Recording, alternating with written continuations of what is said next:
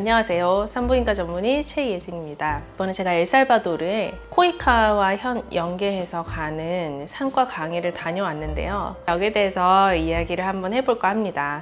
일단 가게 된 이유는 좀 친한 영상의학과 선생님이 순천향병원의 응급의학과에 계신 이한희 교수님 통해서 같이 연락이 온 건데, 산과 대상으로 하는 초음파 강의를 좀 맡아줬으면 좋겠다라고 연락이 와서 같이 가게 됐어요. 사실 엘살바도르라는 거를 얼핏 듣기는 했지만, 이게 주변에 얘기를 했을 때도 그게 뭐 도시야? 아니면 나라야? 그거 어딘데? 라고 하는 반응이 많았을 만큼 잘 알려져 있지 않은 나라예요. 규모는 한 강원도 정도의 사이즈가 된다고 보고요. 위치는 중미 정도로 생각하면 됩니다. 미국의 제일 남쪽은 아니고 약간 가운데 쪽에 있는 작은 나라인데, 가기 전에 어떤 나라인가 궁금해서 검색을 했더니 교도소, 비트코인 이 두 가지가 굉장히 핫하더라고요. 그래서 조금 무서웠죠. 무서워서 이제 물어봤어요. 거기 이미 여러 번 다녀오신 선생님들도 같이 있어서 물어봤더니 생각보다 괜찮대요. 그냥 한적한 시골의 미국 도시래요. 일단은 가는 길이 쉽지는 않아요. 국적기를 타고 갔는데 한 11시간 정도 스톱오버를 LA에서 하고, 또다시 이제 경비행기 같이 생긴 아비앙카 항공을 한 5시간 정도 타고 갔는데, 나라가 생각보다 깨끗하고 그리고 사람들이 굉장히 좋았습니다. 언어는 스페인어를 써요. 에스파뇰을 써서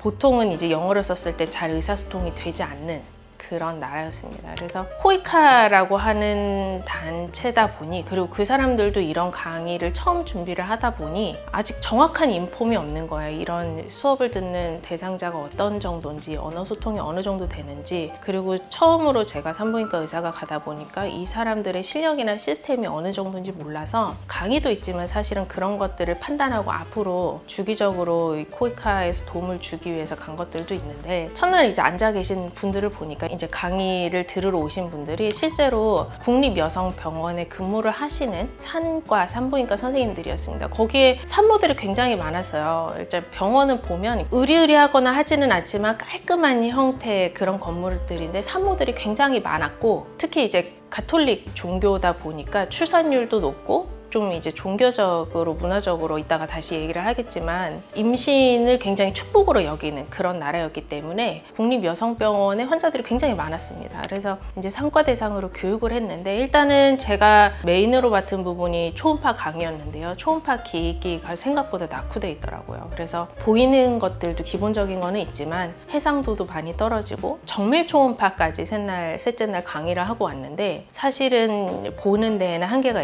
있었습니다. 그래서 이제 그런 부분에 대해서 코이카에다가 전달을 하고, 가장 상급 병원에서 체계가 이루어지려면 일단은 초음파를 볼 수 있는 좀 좋은 기계가 지원이 됐으면 좋겠다라는 말씀도 드렸고요. 원래는 보건소에 아예 초음파 기계가 없기 때문에 거기에 대해 보급 지원을 할까 이런 고민들을 하고 있었는데, 만약에 거기서 초음파를 본다고 하더라도 이 상급 병원으로 고위험 산모가 이송이 되어 왔을 때 처치가 어렵거나 진단이 어렵다면, 사실은 1차 의료기관에서 아무리 진단을 잘 내린다고 하더라도 이 의료적인 처치가 의미가 없을 수도 있는 거기 때문에, 이 국립여성병원에서 먼저 그런 시스템을 갖추면 좋겠다라는 얘기를 했고요. 그러고 나서 제가 보았던 산모들이 보통 이게 좀 체형이, 이제 남미 쪽 생각해 보시면 알겠지만 조금 우리나라 사람들에 비해서 체중이 좀 많이 나가고 이게 좀 배가 좀 나오신 편이에요. 그러다 보니까 아마 초음파를 볼 때 또 한계가 좀 있는 것 같은데, 더운 나라다 보니까 짜게 먹는 편이고요. 그리고 항상 이렇게 시원한 음료, 콜라, 단 것들을 좀 많이 드시는 것 같아요. 물보다는 보면 이제 도시락 나올 때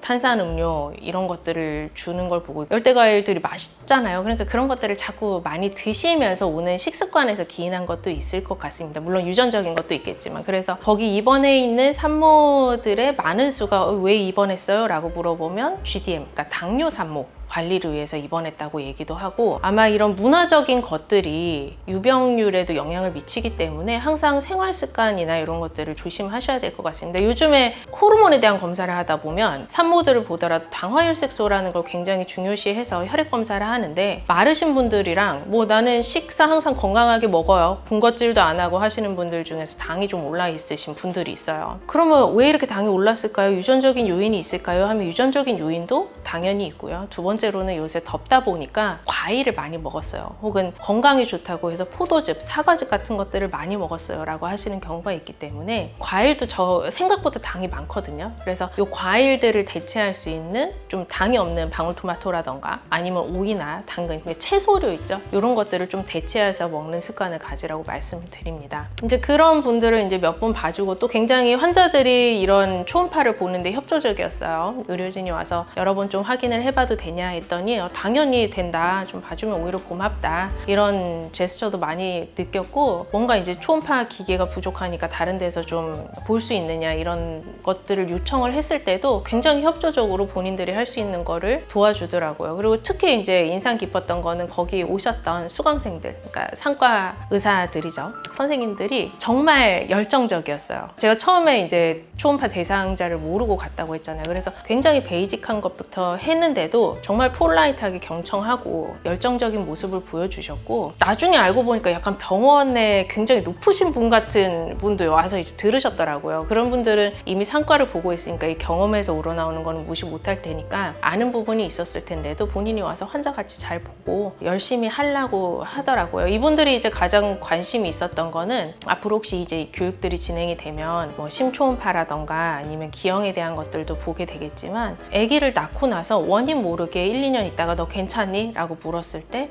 이미 사망했어요 라고 해서 기존에 진단 내려지지 못한 부분에 대한 것들을 좀 아쉬워하더라고요. 그래서 아직까지는 거기에 있는 초음파 기계로 심기형을 진단하기에는 조금 기기가 뒷받침되지 않는 게 아쉬웠고요. 아마 이런 국제 협력 사업들이 진행이 되면서 물질적인 것들도 뒷받침되는 거는 상당히 중요할 것 같습니다. 또 하나 조금 인상 깊었던 것 중에 하나가 이제 끝나고 거기에 있는 현지 사람들하고 혹은 보건소 정책을 담당하시는 분들, 통역 도와주시는 분들하고 식사를 하면서 얘기를 할 수 있는 기회가 있었는데 엘살바도르가 가톨릭 국가라고 말씀드렸잖아요. 그러다 보니까 이 교육이나 문화적인 데서 오는 제한점이 되게 많았어요. 한계점이 되게 많았어요. 그러니까 예를 들어서 16살 친구가 와서 이제 임신 초음파를 봐줬는데 물론 이제 되게 기뻐했어요. 엄마도 기뻐하고 아기도 건강하고 산모도 밝은 표정이기는 했지만 어린 나이에 임신을 하는 경우에 혹은 원치 않는 임신을 했다고 하더라도 여기에 대한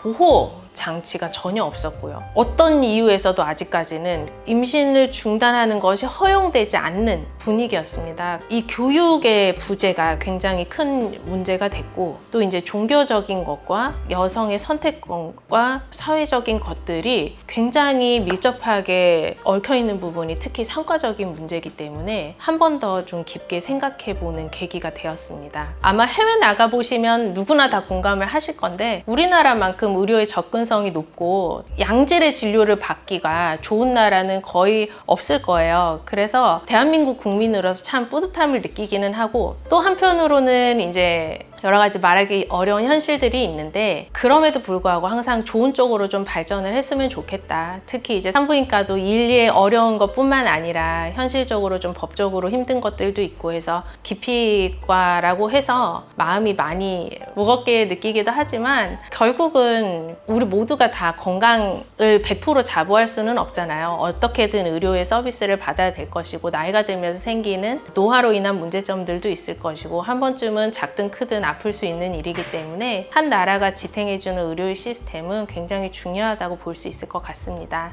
특히 이제 산부인과는 많이 오픈되어 있어요. 그럼에도 불구하고 산부인과에 오는 걸 심적으로 좀 부담돼 하시는 분들이 좀 더 건강을 챙길 수 있는 곳이 되었으면 좋겠습니다. 모든 여성들이 산부인과에 편안하게 내원할 수 있는 그날까지 랑트 산부인과 원장 최예진이었습니다.